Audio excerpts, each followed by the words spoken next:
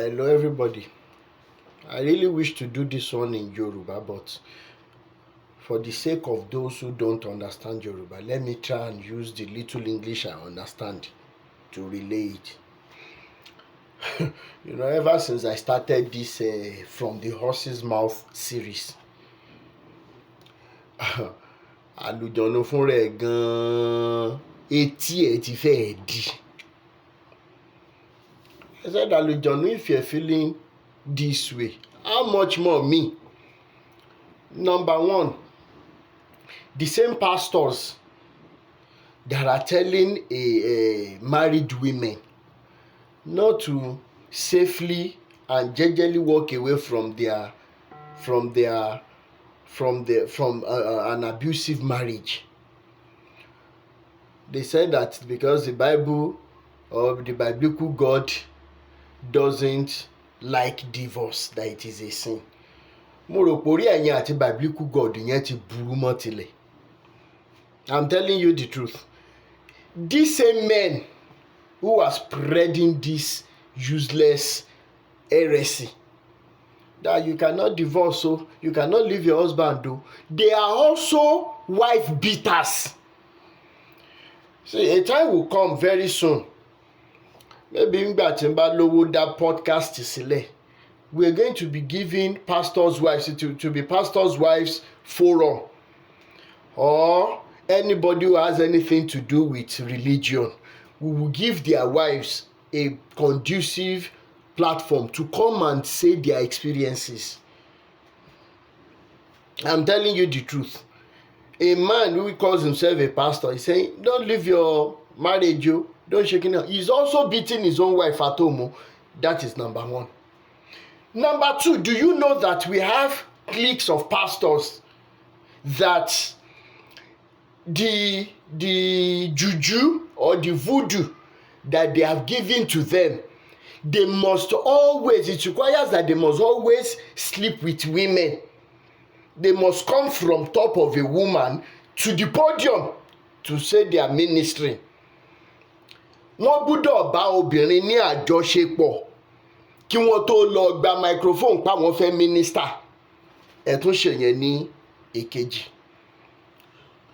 The third one, the Bible says that he who ought not to walk ought not to eat. Ẹni tí ò bá ṣe kò yẹ kó jẹ.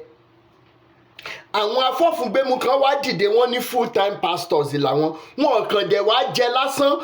Ẹ ti empower wọn, èmi àti yín ti empower wọn débi wípé ọrọ̀ ayé tí wọ́n kó jọ àti gbẹ́ wọn léyìn débi wípé wọ́n tún wá ń gé wa jẹ́ ń sìn.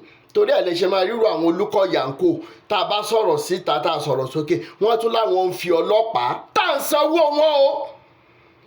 Judicial system tá à ń sanwó wọn wọ́n á tún fi terrorize wa. That is the sorry case, the sorry situation of things currently in Nigeria.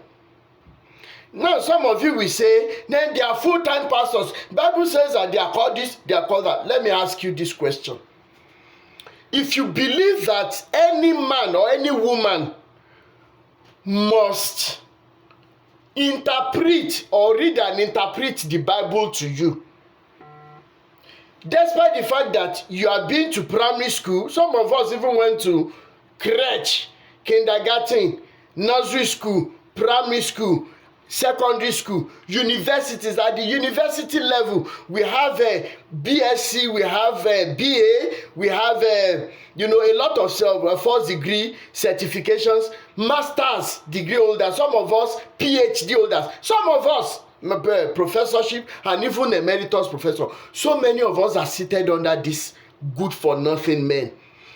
Despite all these certifications, you can read physics, you can read chemistry, you can read accounting, you can read bookkeeping, you can go to university to study, to maybe faculty of arts to read and interpret scripts and act. You can go into music, you learn how to play keyboard and a lot of musical notes and everything. But the only thing that we are never allowed to read and understand is that Bible. Something is wrong with us somewhere. That somebody, despite all these certifications, you believe that somebody, especially àwọn tó jókòó sábẹ́ irú Ọdẹ́kúnlé Epaphras, irú àwọn tó pèrè ní prophet Sam Olúalọ́ àbí Alọ́olú, Táíwò Òjó, Ezekiah àti gbogbo àwọn kílíkì tìbàdàn yẹn, especially ká tó wá sọ títí tàwọn south irú Jeremiah mọ́tò fùfú yìí, irú Johnson Suleiman, ká tó wá lọ sí south east, àwọn olórí burúkú yẹn náà tó spread lọ síbẹ̀, wọ́n wá sọra wọn di localized embodiment of slave masters. Adẹ̀wà ń gbà yín lọ́wọ́ kú oròmọ adìẹ yín lọ́wọ́ kú níwọ̀n jẹ́ kó ń rákìtàn lọ jẹun. That you have to sit under these men who are dropouts. Ask them good questions. Ask them engaging questions and listen to what they tell you. So at the end of the day, despite all your certifications, you must still look for them to interpret the Bible to you, even if you must use that Bible at all. Finally, in the same Bible, it says that in the last days, he will pour out his spirit on all flesh, that everybody will be able to understand him. Understand that true God who is available. Where do we begin with all of you?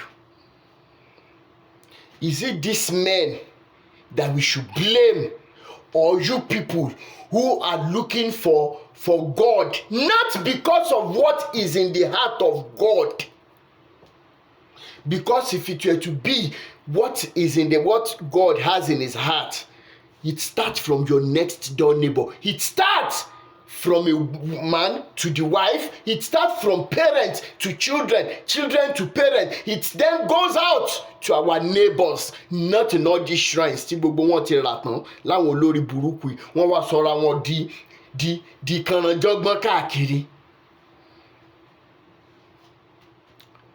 But what we think, what we're looking for is what is in the hands of God. Nǹkan tí Ọlọ́run yẹn tó ṣàmà tá a máa gbà lọ́wọ́ ẹ̀ tá a máa jágbà. And that is why, just like Aduke Gold, kí lorúkọ girl artist yìí tó ṣẹ́kù yẹ́jẹ́ ń fòun ṣe lọ. Ó ní òun lọ kọrin, wọ́n invite òun kó lọ kọrin bì kan. The GO of that place said káwọn máa gbọ́nra àwọn, kí wọ́n máa bára wọn sùn. Ẹ jẹ́ ká béèrè lọ́wọ́ ọ̀rọ̀ àwọn Tọ́pẹ́ Àlàbí àǹkó náà láyé ìgbà kí lorúkọ Àjànàkú, ẹ wo orú ayé Yínká Aláṣeyọrí náà nígbà náà níjọ́ náà lọ ṣe mo ní ẹ dúró de òun náà fẹ́ nígbà tó wó bá dé lẹ máa rí true colour àwọn wèrè tẹ́ pè ní mí gospel artist yìí. And mo ti summarize àtàwọn gospel artist yín ni o, àtàwọn pastors and GOs yín ni o, they are all business partners. Oníkálukú wọn ṣàǹwá ibi tán ti máa jàgbà ni. Mi mọ̀ bóyá mo máa rọ̀ yín ni o, mi mọ̀ bóyá kí n ṣe yín bí egbò ni o, ṣùgbọ́n mi mọ̀ wípé every day if my page is liberating one person per time, wallahi I am fulfilled. I am so fulfilled. Just one person per day. Wẹ́rẹ́wẹ́rẹ́ lè kún jẹlé now, and that one person too will liberate this one person will liberate that, and we have a multiplying effect of liberation. But pé liberation yìí ò ní wá ẹ̀rọ lẹ́pa, ẹ mọ̀ fò kẹ́ mọ̀ níṣó. Orúkọ tèmi ò yí padà, Rótìmí Daniel sí yín náà ni. Yóò jẹ́ kó jẹ́ yóò mú kó mú fi gbòkèlè tọ́bẹ̀ wọn. Awíkoko lójú ọlọ́rọ̀ tí bàbá ọlọ́rọ̀ bá gbọ́, kí ló fẹ́ fi mí ṣe? Nonsense.